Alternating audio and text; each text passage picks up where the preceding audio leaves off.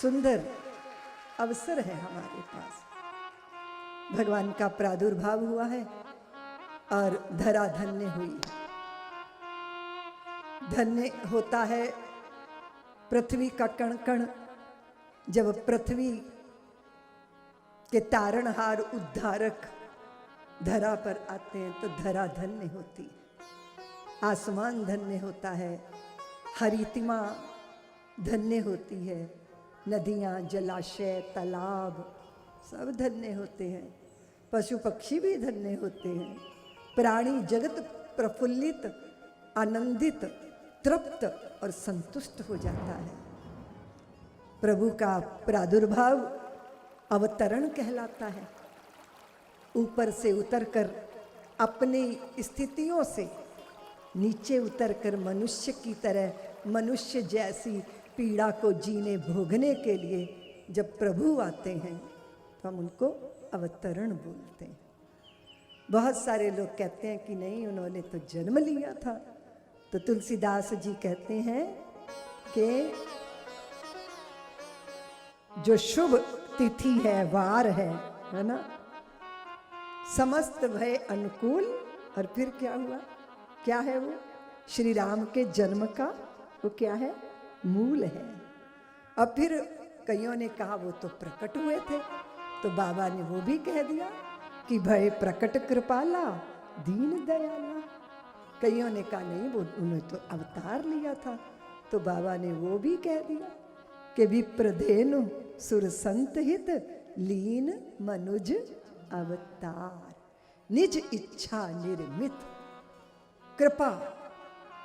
और कभी कभी ऐसा भी होता है कि जो धरती की परिस्थितियां होती हैं, जब उसमें असंतुलन पैदा होता है तो ऐसा कोई नेतृत्व धरतीवासियों को मिल जाता है जिसमें लोग ईश्वर का दर्शन करने लग जाते हैं। अति सर्वत्र वर्जय।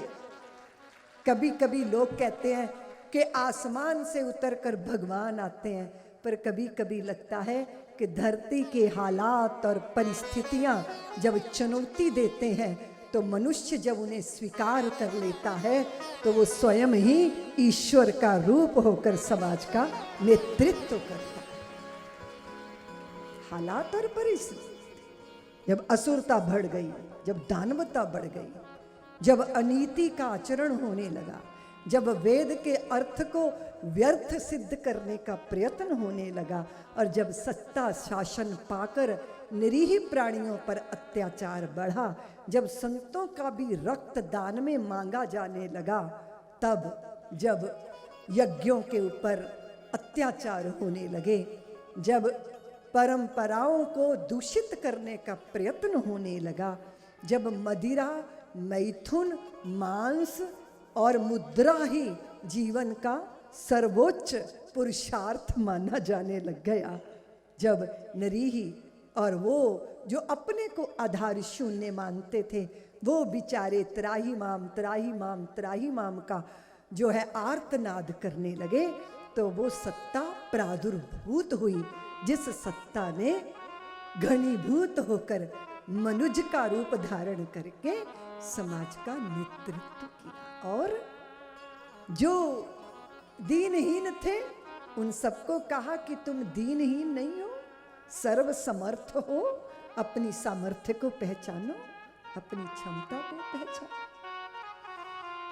लेकिन जो भी कुछ हो, भगवान का अवतरण हम भक्तों के चिंतन का आश्रय है।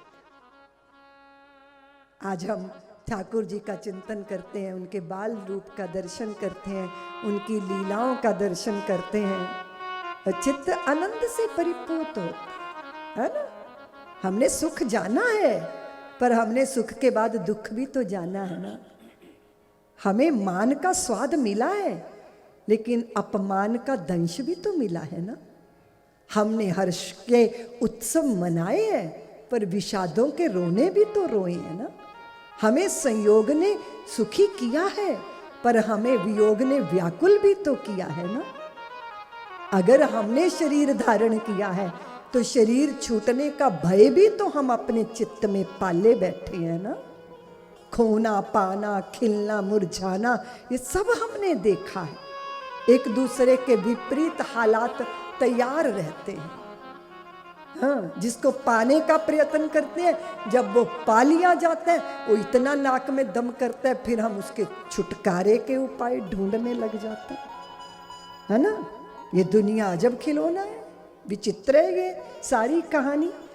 तो गाड़ी में भरे थे पागल, एक पागल खाने से दूसरे पागल खाने में ट्रांसफर किए जा रहे थे। तो किसी ने पूछा, ये बेचारा शक्ल से तो इतना अच्छा लग रहा है, पर इसका दिमाग खराब हो गया बेचारे का, ये पागल कैसे हो गया?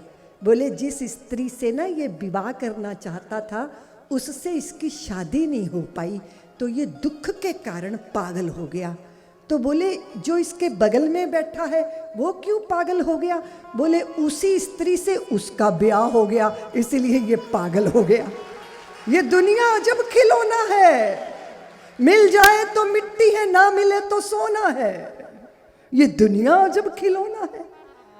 संसार की कोई चीज परमानेंट सुख देती नहीं है। अगर देती तो दावा करके बताइए कि कौन सी ऐसी चीज है जिसने सदा के लिए हमें सुखी कर दिया। संसार बना ही नहीं ऐसा, संसार बना ही विलोम से है। जिनकी इज्जत बहुत बड़ी होती है ना, उनकी बेइज्जती बड़ी जल्दी हो जाती है। नमस्ते भर मत करो, बस हो गई बेइज्जती। मान अपमान, लाभ हानि, हर्ष विषाद एक दूसरे के साथ जुड़े। हमने इसको बहुत भोगा, बहुत जाना है, हम जानते हैं, हम सब अनुभवी हैं इस बात को लेकर। लेकिन फिर चित्त में एक लालसा पैदा होती है कि परमानेंट कुछ खुशी होगी क्या? हर समय खुशहाल रहना, संतों ने कहा कोई हमसे सीख ले। सब में रह के अलग रहना, कोई हमसे सीख ले। झंझटों से भाग जाना, चाहे जिससे सीख लो, पर झंझटों में रह के बचना कोई हमसे। औरों की आंखों में आना, अब झंझटों से भाग जाना आसान है ना? बोलो ना देवियों। मूंड मुंडाए तीन गुण, मूंड मुंडाए तीन गुण, सिर की मिट गई खाज और बनी बनाई रोटी मिले, लोग कहें महाराज ये तो बहुत सस्ता धंधा है। झंझटों से भाग जाना चाहे जिससे सीख लो, पर झंझटों में रह के बचना कोई हमसे सीख ले। औरों की आंखों में आने के लिए सब सज रहे, पर आंख अपनी में समाना कोई हमसे सीख ले। आंख गैरों से लगाना बच्चा बच्चा जानता, पर आंख अपने से लगाना कोई हमसे सीख ले। सुख में सुखी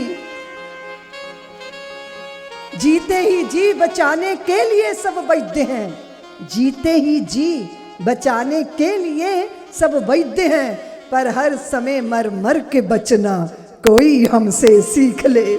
सुख में सुखी, सुख में सुखी, दुख में दुखी रहना सभी नर जानते, पर हर समय परमानंद में रहना कोई हमसे सीख ले। कैसे होगा, कैसे होगा जी? सब्सक्राइब करें साध्वी ऋतंभरा जी के YouTube चैनल को, और हमारे वीडियोस को सबसे पहले देखने के लिए बेल आइकन को दबाना ना भूलें।